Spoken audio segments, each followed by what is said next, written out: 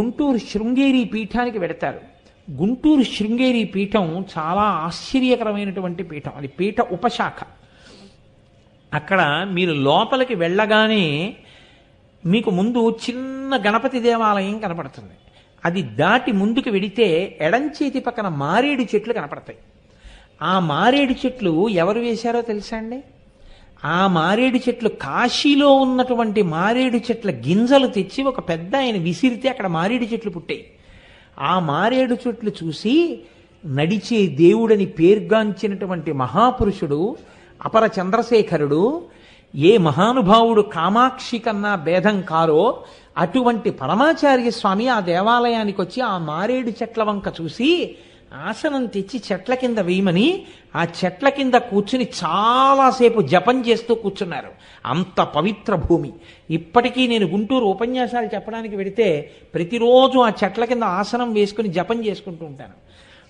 చాలా గొప్పగా ఉంటుంది. మీరు చక్కగా మారేడు చెట్ల కింద కాసేపు కూర్చుంటానంటే ఆసనాలు వేయిస్తారు. కాకినాడ వారంటే బ్రహ్మరథం పడతారు అక్కడ.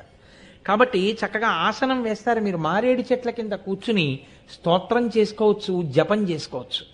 అది దాటి మీరు ప్రదక్షిణ పురస్సరంగా ఇలా కుడి చేతి పక్కకి తిరిగితే ఎడం చేతి పక్కన జంట సర్పాలు ఉంటాయి సుబ్రహ్మణ్య స్వరూపంగా.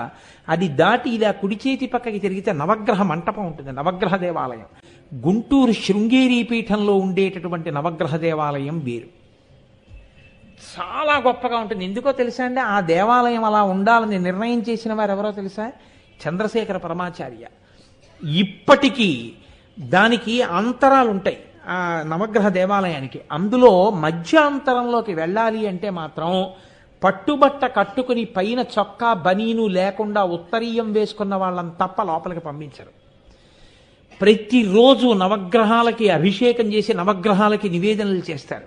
మీరు చాలా జాగ్రత్తగా గమనించండి. 9 మూర్తులకి కూడా పైన 9 శిఖరాలు ఉంటాయి. 9 శిఖరాల మీద నవగ్రహాల యొక్క గుర్తులు ఉంటాయి. నవగ్రహాలకి బట్టలు కట్టి ఉంటాయి. నవగ్రహాలకి ప్రదక్షిణం చేయడానికి వీలుగా ఉంటుంది.